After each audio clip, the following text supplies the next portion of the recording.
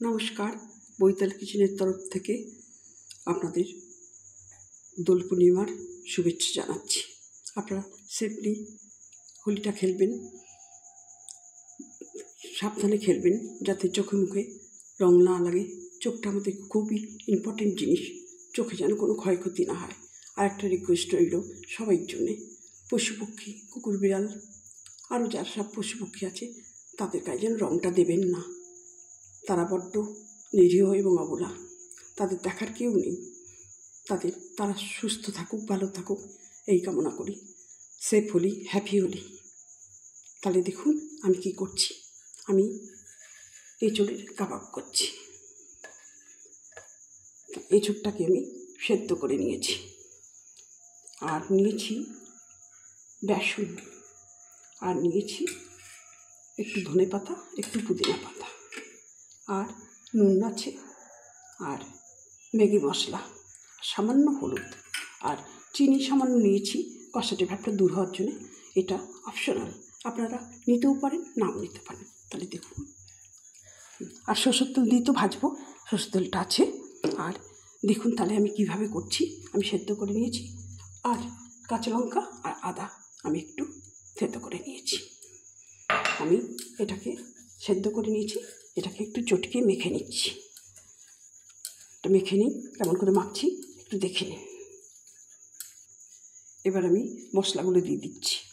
আমি ম্যাগি মশলা নিয়েছি, এটা দিলে অন্যরকম স্বাদ হয়, খুবই সুন্দর স্বাদ হয়, সেই জন্য আমি একটু ম্যাগি মশলা দিচ্ছি। আর সামান্য একটু হলুদ দিচ্ছি।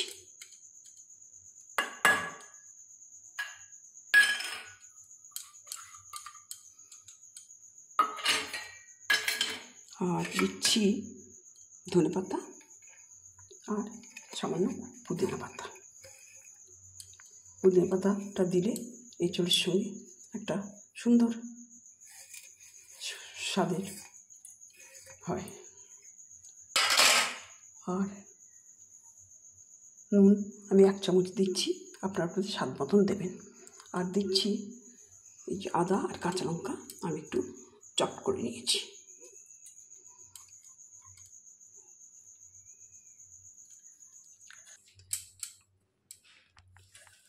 এগুলো একটু মেখে নিচ্ছি। মাখাটা হয়ে গেছে, এবার আমি বেসনটা দিয়ে দিচ্ছি।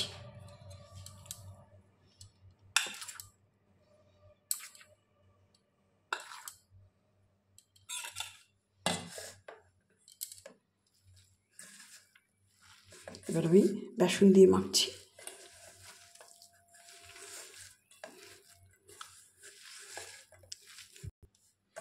দেখে নিন তাহলে আমি কিভাবে করছি, কাবাবগুলো কী করছি একটু দেখে নিন।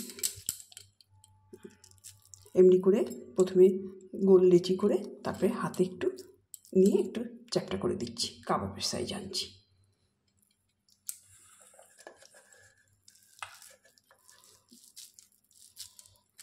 এমনি করে গোল গোল করে আমি হাতে করে এমনি করে চ্যাপটা করে দিচ্ছি।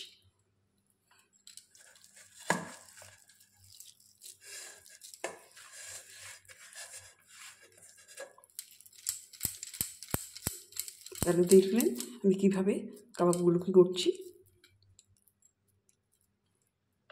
আমার কাবাবগুলো তৈরি হয়ে গেল, এবার আমি গ্যাসটা অন করব।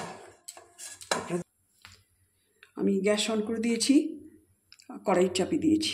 এবার আমি তেলটা দিচ্ছি। আমি সরষের তেল দিচ্ছি এতে।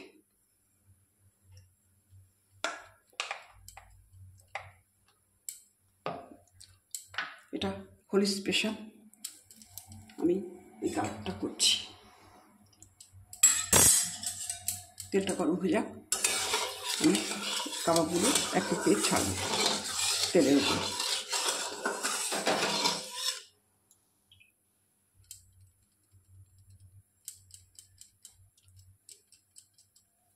এটা